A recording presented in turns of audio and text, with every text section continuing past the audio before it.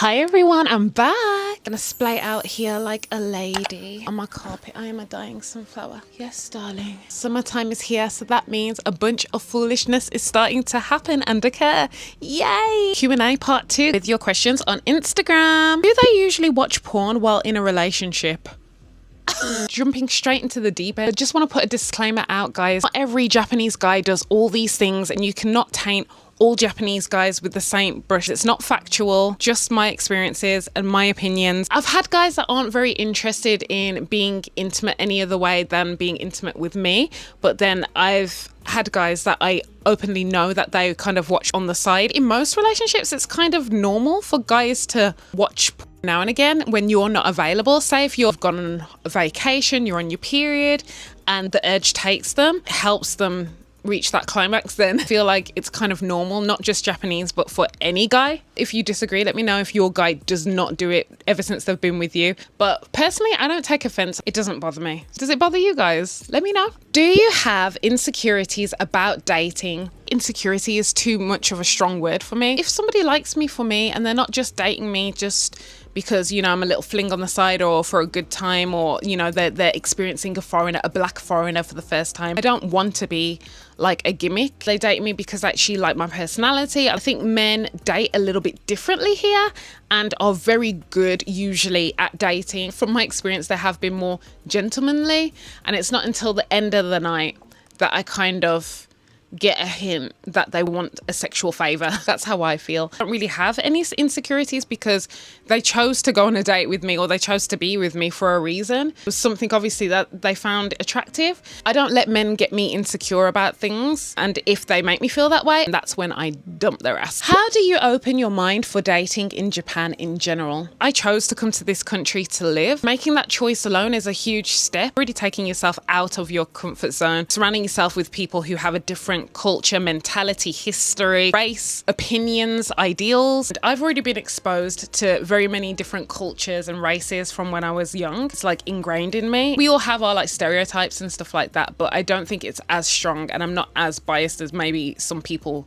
who haven't been exposed are. So I'm already open-minded to put myself purposely in this kind of situation alone. It's part of the package. Anyone who decides to live abroad definitely has an open mind to some extent. So I think that kind of ties into dating. So how to have an open mind? You just have to understand that people are not like you. Do you find it difficult to date Japanese men with the tendency for long working days? Oh, in the last Q&A, I did mention that quality time is a huge thing for me. That's a love language for me, just because it's that bad here. It's something that I'm kind of used to being exposed to. But personally, as long as I see them once a week, I think I'm happy with that. Meeting after work, late night, 9 o'clock, I ain't about to do that. When we're both relaxed and free, not when you're stressing and you've got work the next day. Maybe a Friday night's okay, but they probably want to relax and it's easier. But I just think it's kind of lazy. They're coming from work. They don't have to get ready, get dressed. They're not clean. They're probably really tired. I don't feel like people are fully effective. Yeah, they want to spend time with you and make time for you, but they're giving me like their worst self, not their best self. I do have to be understanding and open if I date a Japanese guy, but I don't like that aspect of it. The whole nighttime meeting, 9 o'clock. I don't drink and I don't eat late at nighttime. I like to be at home. So when I'm in a relationship, you won't find me outside unless it's summertime. And also another thing to bear in mind is that the holidays may be short. I would consider a holiday, a real holiday, a week at the very least, or 2. In Japan, people take short ass holidays, like 3 or 4 days, and call that a holiday. And I'm like, yikes. I do like a grinder, but when it comes to relationships, you have to find that time for me. Are you a nighttime dater? Do you like being out at night? Do you mind? Any secret to make apps work? In Bumble, even if there is a match, they don't answer back after. I like Bumble because there's a lot of foreigners on there. I feel like the ratio of English-speaking Japanese people are higher on Bumble, so I do like it for that sense, but I don't like it for the fact that I have to reach out to those guys and then nothing, ghosted. And it's like, why bother match with me in the first place? But I also understand the flaw of Bumble is that you're on a time limit and you've got 24 hours to respond. So there's a lot of pressure there, and which is good. But then that kind of ties into work culture.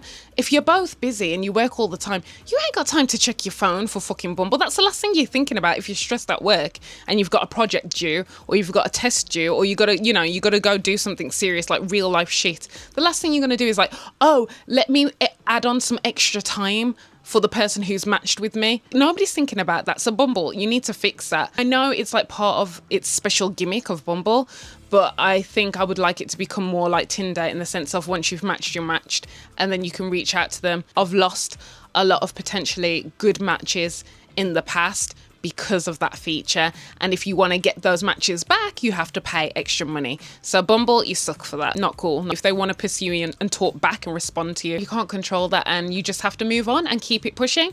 Don't take offense to it. It's just part of life, part of the game. You know, there's millions and millions and millions of people out there.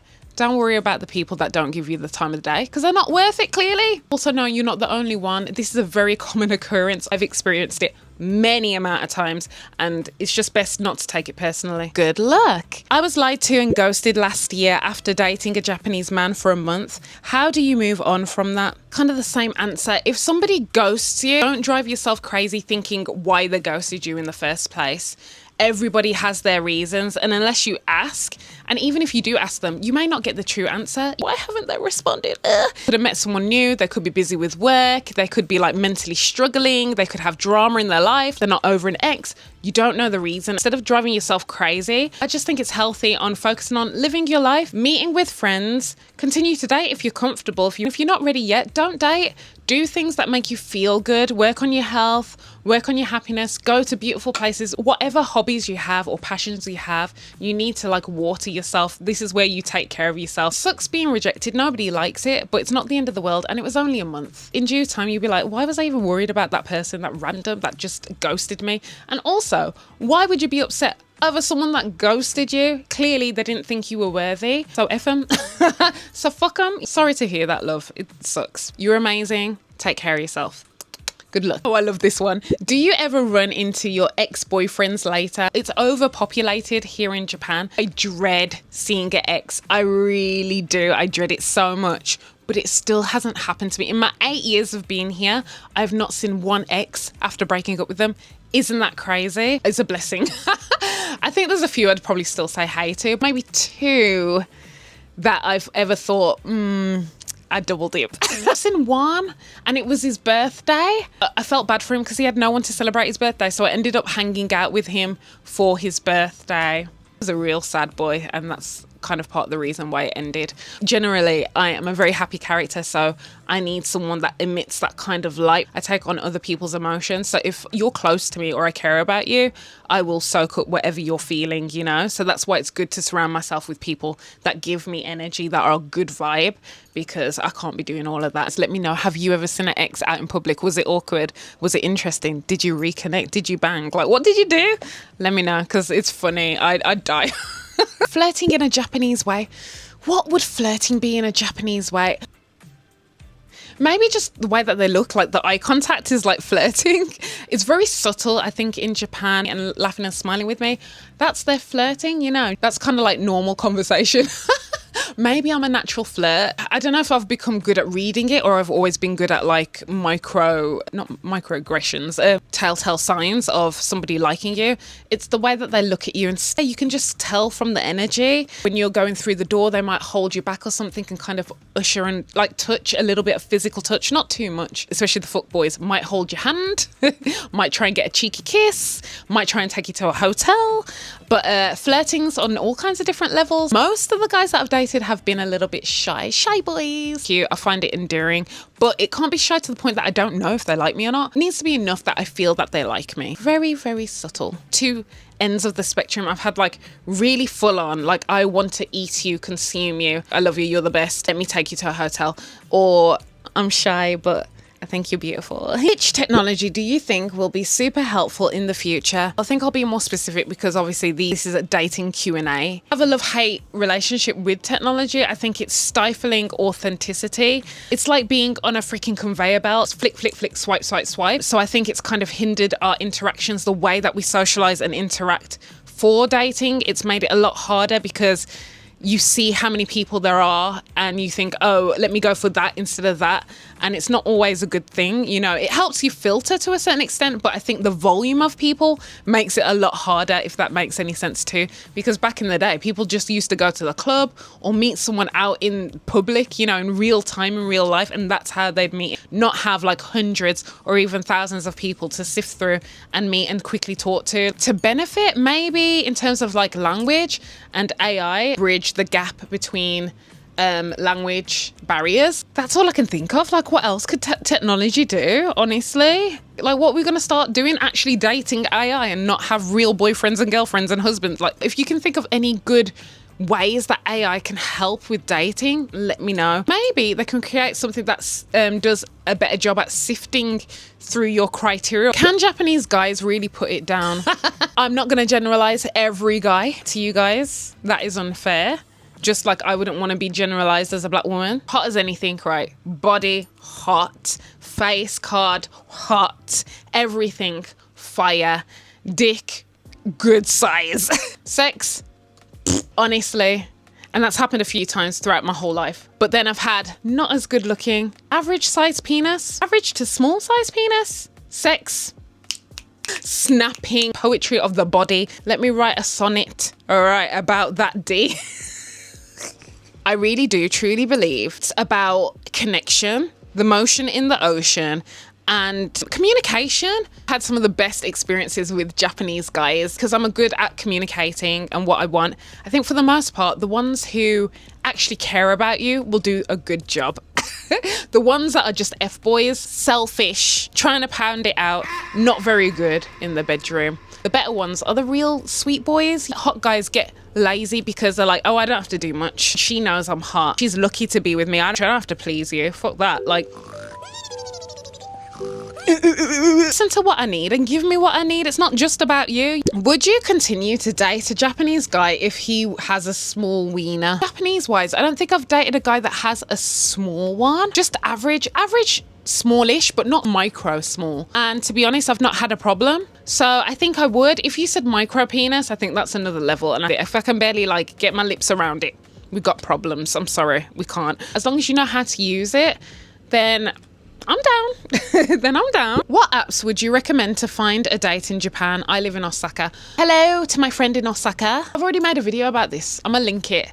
But you can use Bumble, Pairs, what's it called? Cupid, Japan Cupid. There's one more. It's like a language app. I can't remember what the hell it's called. I haven't used it for a while. That's how I met my toxic ex on there. Never again. Corny, do you have a type that you're physically attracted to? For example, Japanese, white, etc. Once again, we'll bring out the song. I ain't got no type. Bad boys is the only thing that I like. No, I'm just kidding, boys. I don't have a type because I love guys. I don't want to exclude you. You know, I don't want you to feel like, oh, Corny won't like me. Or Corny doesn't think I'm attractive because I'm not what she described, you know. So I don't think I have a type. However, physically a type. Sometimes I think I do like the ones that are like, you're not muscular. You don't have to have like super built like a bodybuilder. I do like the tall, built, slightly overweight, slightly a little bit of chub type. They haven't quite got to the six pack. Maybe they're bulking or something. And they've got the little pectorials going on. Tall, stocky guys. When I see it, I'm like, ah! Hi, you know, maybe it jiggles a little bit when he walks and he's got a bit of a butt, he's got a bit of an ass, and we're like, oh! I like guys with a bit of a butt. It just has to be round, you know, like you know, like I feel like an absolute pervert. I'm so sorry. I don't mind as long as they've got a cute face, you know. I don't mind if they're bald. That doesn't bother me. I don't really like facial hair. I'm more into the clean look, but I feel like on foreigners, facial hair looks better. It depends on who you are and how you look. Everybody has a certain like style that suits them. So I think more foreigner men can get away with facial hair, but on Japanese men, I don't like facial hair. I'm not into it. I don't have an eye type, a color type, a skin type. For each race, there's a certain look that I think I do desire or do appreciate more. Japanese guy walking with dreads, I'm not gonna find that attractive to me. Do your thing, but it's not gonna be attractive to me compared to like a Jamaican guy to a black guy with dreads, you know, or even a white guy with dreads. Oh guys, I don't know, I'm very specific in some ways, you know, very particular in some ways. You have to have balance. You can't be mean, overweight, slobby, dumb. You know, you gotta have to have a good balance. You think there is the correct combo. Don't know what it is, I'll tell you when I meet it. Those are the kind of things I like. I might end up getting married to like a short dude who's skinny and frail, got tiny hands, but a very big heart. You know, you just never know. Anyways, I'm not gonna rant on for any longer. That was episode 2 of Q&A with Corny. Hopefully you enjoyed and feel chill to talk with me. And if you've got any more questions, ask them down below or ask them on the community tab. I've posted there and it'll just keep on going and going and going. Have a wonderful week or weekend whenever you're watching this. And I will see you very soon. God, I'm so hot. Bye guys.